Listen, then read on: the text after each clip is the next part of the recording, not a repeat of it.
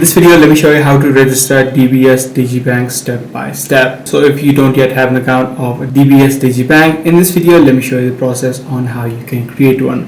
Now all you want to do is download the application of Digibank onto your device, and once you open up the application, head over to sign up for Digibank. Now there are two things that you'll be able to do if you want to create an account from scratch, which means you will need the access of Digibank to head over to the I'm new to DBS POSB, or if you already have an account, if you're trying to just sign up for online banking, you need to head over to the second option.